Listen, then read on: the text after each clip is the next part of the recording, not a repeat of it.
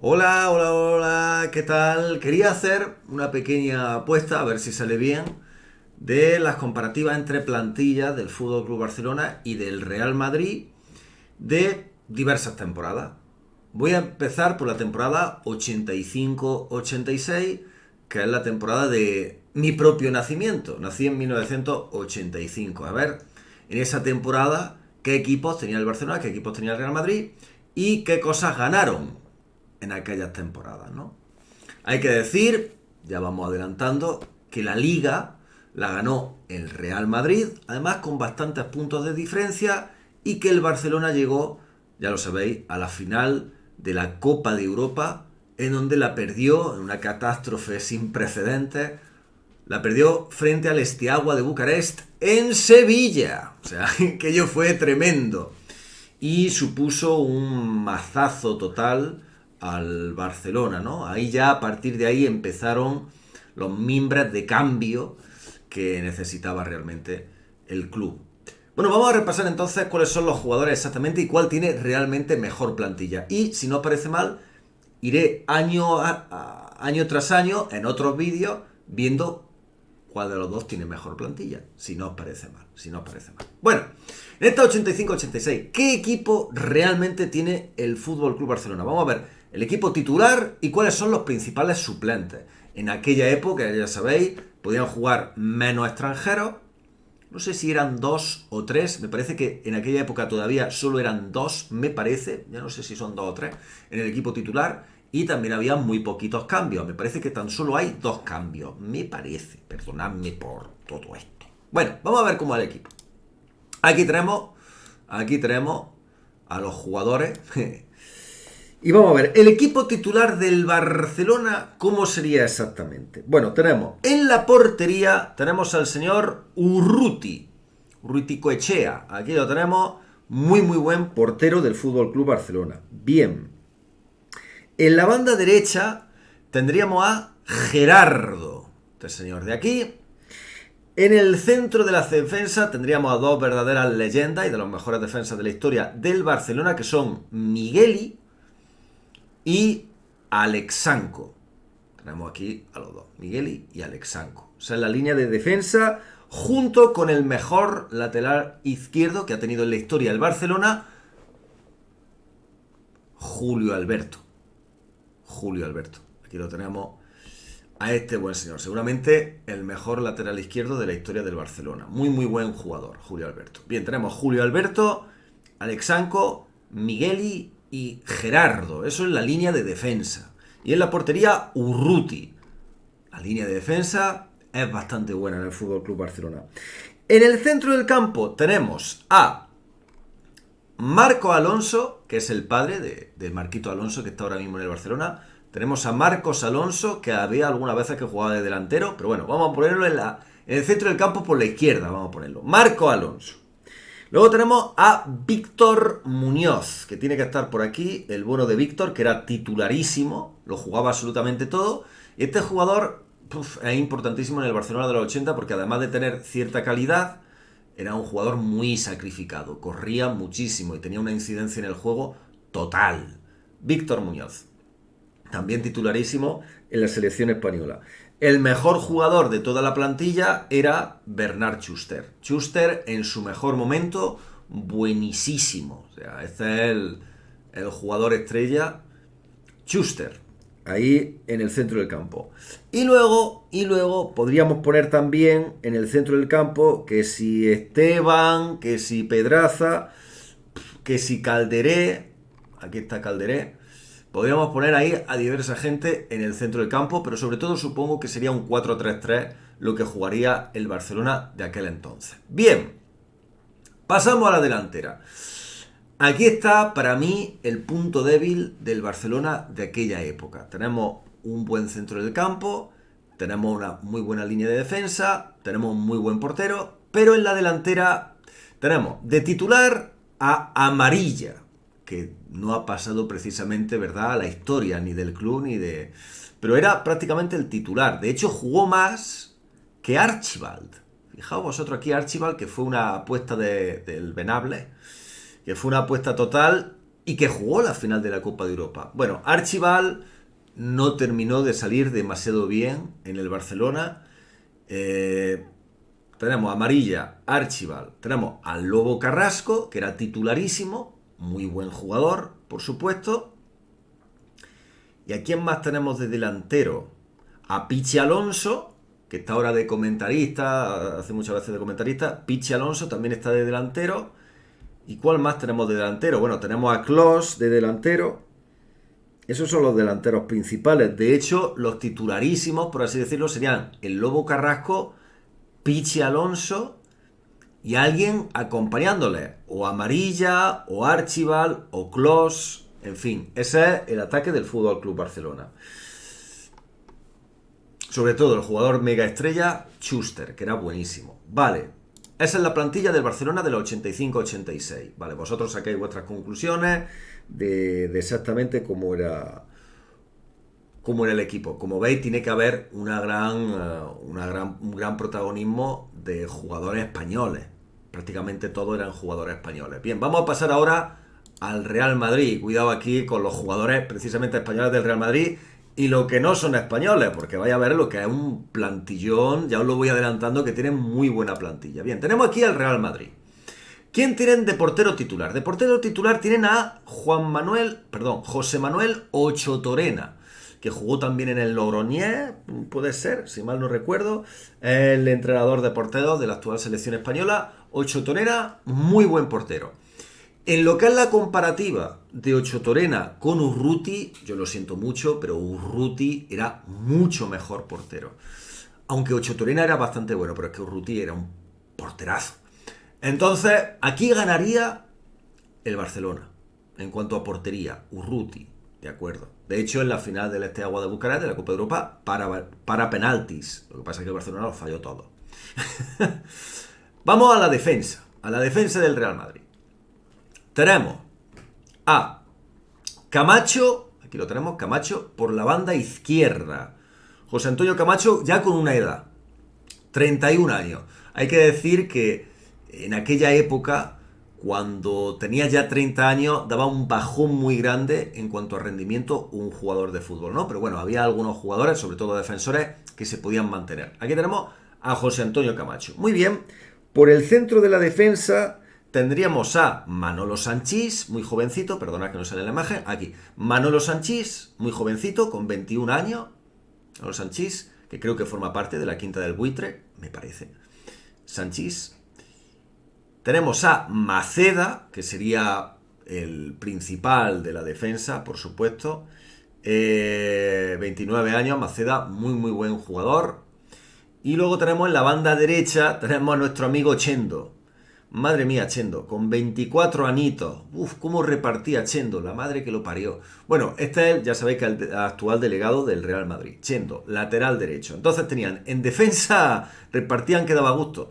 Chendo, Camacho, Sanchís, y bueno, podríamos decir que el que más clase tenía, Sanchís la tocaba bien, pero sobre todo Maceda.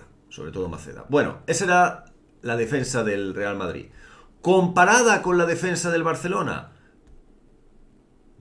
yo me quedaría por experiencia, porque aquí tenemos un Chendo muy joven y a un Sanchís muy joven, yo me quedaría con la defensa del Barcelona. Que tienen a Julio Alberto, que era buenísimo, Alexanco, buenísimo, Migueli, buenísimo, yo me quedaría con la defensa del Barcelona. Pero bueno, esta defensa ya os digo yo que es bastante leñera y bastante segura, ¿eh? Maceda, Sanchís y luego Camacho y Chendo, tela marinera. Vamos a ver el centro del campo, que yo creo que se componía de 4 jugadores, porque aquí el Madrid tiene un centro del campo bastante interesante. Tenemos a Gallego, que sería titular, con 27 años, Gallego, buen mediocentro, lo tenemos ahí. Tenemos a, bueno, ya lo estáis viendo prácticamente, tenemos a Michel, buenísimo, ya consolidado en la banda derecha, jugaría en el centro del campo por la banda derecha. Tenemos en el centro del campo por la banda izquierda a Gordillo, y esto ya prácticamente con esto supera al Barcelona. Y mira que el Barcelona tiene a Schuster, tiene a Víctor Muñoz, que son muy buenos, tiene a Marco Alonso, tiene un gran centro del campo el Barcelona, ¿eh? Pero hombre, con Michel, sobre todo y ante todo Gordillo. Aquí está en el mejor momento de su carrera. Gordillo era buenísimo. Gallego y aquí Martín Vázquez está muy jovencito, con 20 años, pero quien se bajaba al centro del campo era un tal Juanito, con 31 años. Ya es más mayorcete, pero aún y así. Tenemos un centro del campo de 4 jugadores que son Juanito, Michel y Gordillo por las bandas y Gallego. Y como suplente de lujo, Rafa Martín Vázquez. O sea, tienen un gran centro del campo.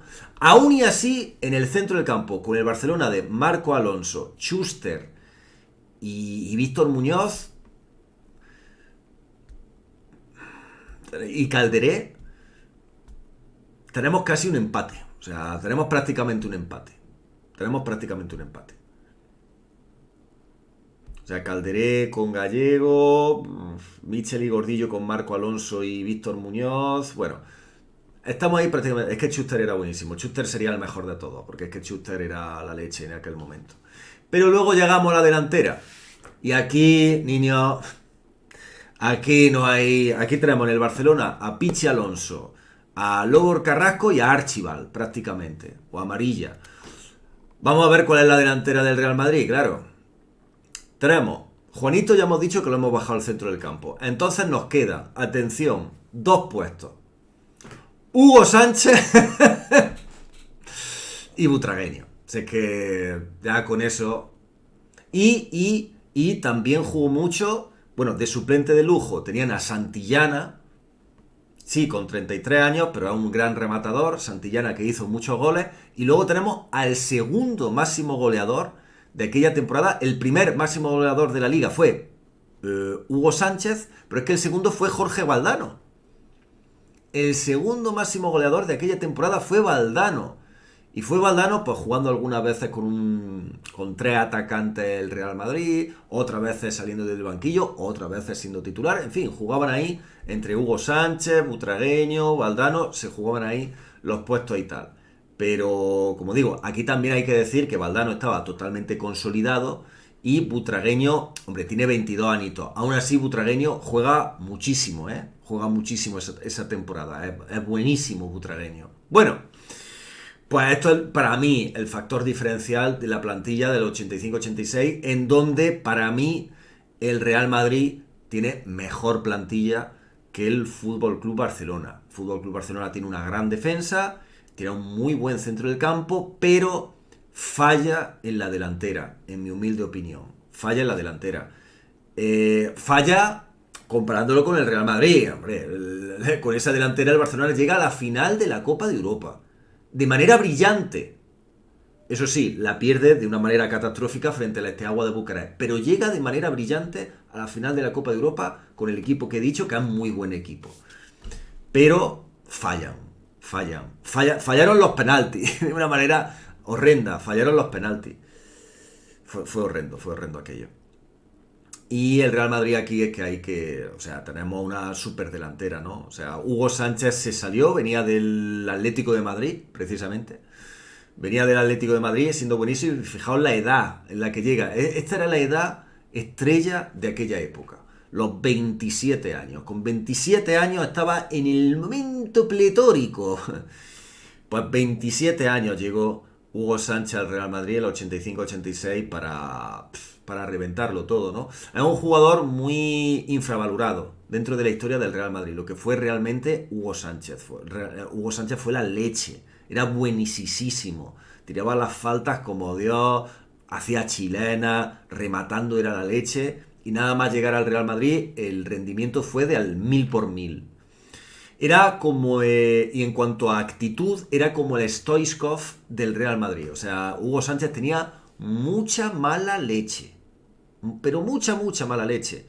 Era fullerete, hay que decirlo así, porque Hugo Sánchez era fullerete, pero era buenísimo, era buenísimo. Así que nada, esta es la plantilla del Real Madrid, esta es la plantilla del Fútbol Club Barcelona de aquella temporada. Y nada, bueno, recuerdo, ¿verdad? Recuerdo. A ver, cada uno con su estilo. Fijaos aquí, ¿eh? Najim, ¿os acordáis de Najim? Najim fue el que marcó el famoso gol del Zaragoza frente al Arsenal. Aquel golazo que era prácticamente desde el centro del campo, que le dio la Recopa de Europa al Zaragoza. Najim jugó 4 temporadas con el Fútbol Club Barcelona. No era titular.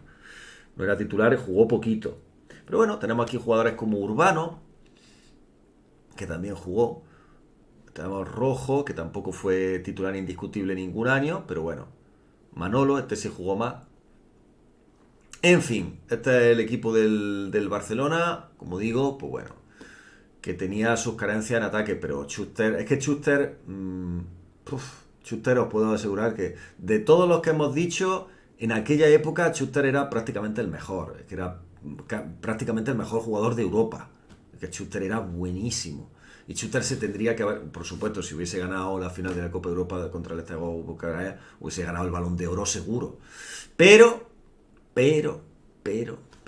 ¿qué se le va a hacer? En fin, señores, vosotros que estáis muy bien, que sigáis disfrutando del Barça Madrid ahora que se van a enfrentar en la Copa del Rey. Veremos cómo salen los resultados. Y aquí tengo que dar como ganador de la temporada 85-86 al Real Madrid. Con razón, ganó la Liga con bastante diferencia. De hecho, vamos a ver exactamente la diferencia cuál fue. Liga 85-86. Nos vamos a meter por aquí. Así es como quedó la Liga. Real Madrid primero con 56 puntos. Hay que contar que aquellas victorias contaban 2 puntos, no 3, 2 puntos. 56 puntos el Real Madrid y el Barcelona con 45, 11 puntos de diferencia. Hay que decir que se hizo un sobreesfuerzo el Barcelona para quedar bien en la Copa de Europa. Athletic tercero, Zaragoza cuarto, Atlético de Madrid quinto, fijaos el Sporting de Gijón sexto. Ese año descendió el Valencia y el Celta de Vigo. Y aquí vemos, pues bueno, una tabla de que siempre fue el Real Madrid el que llevó la batuta de la Liga, siempre fue primero. Y el Barcelona empezó mal la Liga hasta que ya por fin se consolidó en el segundo puesto. Pero vamos, era una Liga que no tuvo... no voy a decir interés, porque evidentemente siempre tiene interés. Bueno, que no tuvo competencia. O sea, el Real Madrid la ganó muy claramente desde el principio y fue la primera de las 5 ligas. Fue la primera de las 5 ligas que ganó seguida el Real Madrid. Aquí formaron un armazón muy muy fuerte con la Quinta del Buitre, un armazón muy muy fuerte, de una columna vertebral muy fuerte del Real Madrid ganadora. No pudieron ganar la Copa de Europa, pero como digo, 5 ligas que yo creo que están bastante bien. En aquel entonces, la liga, es que las copas valían, por así decirlo, mucho más. La Copa del Rey valía mucho más, la liga valía mucho más, la Recopa, la UEFA, la Copa de Europa. Eran realmente títulos donde jugaban los mejores y donde había una competición mucho más fuerte que ahora, que lamentablemente pues todo se ha ido en los derechos televisivos y juegan más partidos que Dios. En aquella época no se jugaban tantos partidos y por lo tanto había mayor calidad en los partidos, había mayor competencia y se pagaba bastante más caro lo que era la derrota. Que vosotros estéis muy bien. Vizca el Barça y bueno, aún y así este Barcelona, como digo, tiene un estilo muy muy llamativo y muy muy bueno. Y el Real Madrid probablemente aquí hace los mimbres del mejor Real Madrid en cuanto a juego, que nunca ha habido, prácticamente, el mejor Real Madrid que nunca ha habido en cuanto a juego, sí. Que estéis muy bien, un abrazo muy grande, hasta luego.